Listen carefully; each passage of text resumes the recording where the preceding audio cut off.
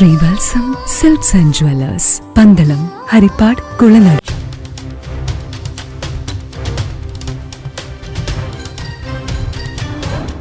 പന്തളം നഗരസഭ താൽക്കാലിക അധ്യക്ഷൻ ബെന്നി മാത്യു സെക്രട്ടറിയും മൂന്നാം പ്രതിയുമായ പന്തളത്തെ മഹാ ഇടവക പള്ളി പുനരുദ്ധാരണവുമായി ബന്ധപ്പെട്ട അഴിമതി ആരോപണ കേസിൽ കോടതിയുടെ നിയന്ത്രണത്തിൽ കമ്മീഷൻ വേണമെന്ന ആവശ്യമുന്നയിച്ച വാദിഭാഗം.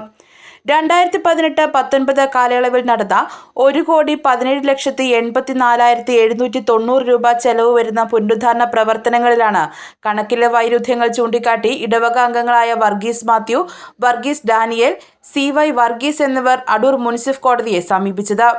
2019 ഡിസംബർ 12-ന് അഡ്വക്കേറ്റ് VS വിജയൻ മുഖേന അടൂർ മുനിസിഫ് കോടതി ഫയൽ സ്വീകരിച്ച സിവിൽ കേസിലാണ് വാദിഭാഗം കോടതി നിരീക്ഷണത്തിൽ കണക്കുകൾ പരിശോധിച്ച് കൃത്യത വരുത്തുവാൻ കമ്മീഷൻ വേണമെന്ന ആവശ്യം ഉന്നയിക്കുന്നത്. പുനരുദ്ധാരണ കാലയളവിലെ പള്ളി വികാരി ഒന്നാം പ്രതിയും ട്രസ്റ്റി രണ്ടാം പ്രതിയുമാണ് കേസിൽ. 2019 ഡിസംബറിൽ ഫയൽ ചെയ്ത കേസിൽ പ്രതിഭാഗം രേഖകൾ ഹാജരാക്കാൻ കാലതാമസം എടുത്തതാണ് കേസ് 4 വർഷത്തോളം നീണ്ടുപോകുവാൻ കാരണമെന്ന് വാദിയായ വർഗീസ് മാത്യു പ്രൈം ന്യൂസിനോട് പറഞ്ഞു. പൊതുയോഗമൊന്നും കൂടാതെ തന്നെ യാതൊരു കാര്യവും പൊതുജനങ്ങളെ അറിയിക്കാതെ ഏകദേശം 1.5 കോടി രൂപയോളം, അത് അവതരിപ്പിച്ച കണക്ക്, പള്ളിയിൽ അവതരിപ്പിച്ച കണക്ക് വെച്ചാണ് ഞാൻ പറയുന്നത്, 1.5 കോടി രൂപയോളം അതിന് ചെലവാക്കി സബ്സിക്വന്റ് ആയിട്ട് അത് പൊതുയോഗത്തിൽ അവതരിപ്പിക്കുകയും ചെയ്തു. പക്ഷേ ഞാനതിലെ കേസിലേക്ക് പോകാനുള്ള പ്രധാന കാരണം 50 ലക്ഷം രൂപ അനുമതി കൊടുത്തത് 1.5 കോടിയായി. 2, 75 ലക്ഷം രൂപയ്ക്കാണ് ആ പള്ളി നിർമ്മിച്ചത്. അതിന്റെ ബുക്ക് വാല്യൂ എന്ന് പറയുന്നത് ആ സമയത്ത് ചെയ്യുന്ന സമയത്ത് ഡിപ്രീസിയേഷൻ കഴിച്ചാൽ ഏകദേശം ഒരു 40-45 ലക്ഷം രൂപയ്ക്കുള്ളിൽ വരില്ല. അത്രയുള്ള ഒരു കാര്യത്തിനാണ് 1.5 കോടി രൂപ ചെലവാക്കിയത്. 2, അവതരിപ്പിച്ച കണക്കുകളൊന്നും സുതാര്യമല്ല. അതിൽ 1-2 രേഖകൾ പരിശോധിച്ചപ്പോഴാണ് എനിക്ക് മനസ്സിലായത്. അതായത് ഭദ്രാസനത്തിൽ കൊടുത്തിരിക്കുന്ന കണക്കിൽ ഏകദേശം 1 കോടി രൂപയോളം എന്ന് ഭദ്രാസന റിപ്പോർട്ടിൽ പറഞ്ഞിരിക്കുന്നു. ഇൻകം ടാക്സിൽ കൊടുത്തിരിക്കുന്നതിൽ 1,09 ലക്ഷം എന്ന് പറഞ്ഞിരിക്കുന്നു. പള്ളിയിൽ അവതരിപ്പിച്ചതിൽ 1,17 ലക്ഷം രൂപ എന്ന് പറഞ്ഞിരിക്കുന്നു. ഈ 17 ലക്ഷം കൂടാതെ സ്പോൺസേഴ്സ് ഉണ്ട്, തടി സംഭാവന ചെയ്തവരുണ്ട്. അതെല്ലാം കൂടി കണക്ക് കൂട്ടിയാണ് 1,56 ലക്ഷം രൂപയോളം ഏകദേശം വരുന്നത്. കൃത്യമായ കണക്ക് അത് കൂട്ടി നോക്കിയെങ്കിൽ എനിക്ക് പറയാനായിട്ട് പറ്റുള്ളൂ. എന്റെ ഓർമ്മയിൽ നിന്ന് പറഞ്ഞതാണ്. അപ്പൊ ഇതാണ് അതിനകത്തെ വിഷയം.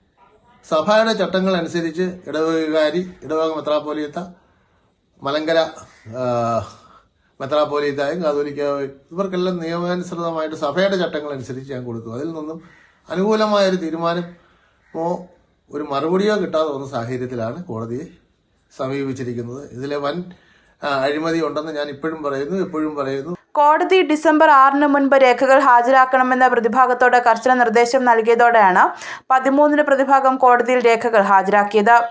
ഹാജരാക്കിയ രേഖകൾ അപൂർവമാണെന്ന് വാദിഭാഗം പറയുന്നു. ഓരോ സാമ്പത്തിക വർഷത്തെയും വരവ് ചിലവ് കണക്കുകൾ തൊട്ടടുത്ത സാമ്പത്തിക വർഷം തുടങ്ങി 15 ദിവസത്തിനകം അവതരിപ്പിച്ച് പൊതുയോഗത്തിന്റെ അംഗീകാരം വാങ്ങണമെന്നാണ് നിയമമെന്ന് പറയുന്നു. മാർച്ച് 31-ന് മുൻപ് പൂർത്തിയായ പുനരുദ്ധാരണ പ്രവർത്തനങ്ങളുടെ കണക്ക് ഡിസംബറിലാണ് പൊതുയോഗത്തിൽ അവതരിപ്പിച്ചത്. നമ്മൾ 1 കിലോ മീൻ വാങ്ങിയാൽ, 200 രൂപയുടെ മീൻ വാങ്ങിയാൽ അത് പ്രിപ്പയർ ചെയ്യുന്നതിന് 10,000 രൂപ ആകുമെന്ന് പറഞ്ഞാൽ ഒരു സാധാരണ മനുഷ്യനും അത് വിശ്വസിക്കാൻ പറ്റില്ല. അത്തരത്തിൽ ചില കാര്യങ്ങൾ എനിക്ക് ബോധ്യപ്പെട്ടിട്ടുണ്ട്. അതുകൊണ്ട് തന്നെയാണ് അതിന് കമ്മീഷൻ വേണം. കാരണം കമ്മീഷൻ ആണെങ്കിലേ അത് ഓതന്റിക് ആവുകയുള്ളൂ, ആധികാരികമാവുകയുള്ളൂ. അതുകൊണ്ട് തന്നെയാണ്.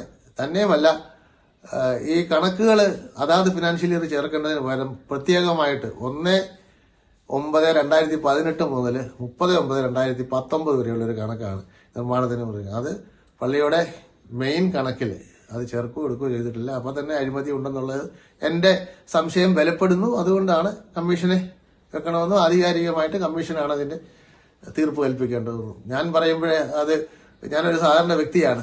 അതിന് ആധികാരികത വരുമ്പോഴേ അത് പൂർണ്ണമാവുകയുള്ളൂ. അതുകൊണ്ട് കമ്മീഷനെ വെക്കുന്നതിനെ കുറിച്ച് ഞാൻ ആലോചിക്കുന്നു.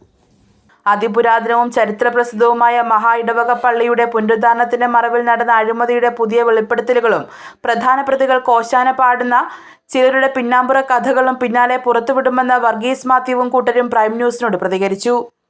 News bureau, Pandalam. Sreevalsam silks and jewellers, Pandalam, Haripad, Kulanada.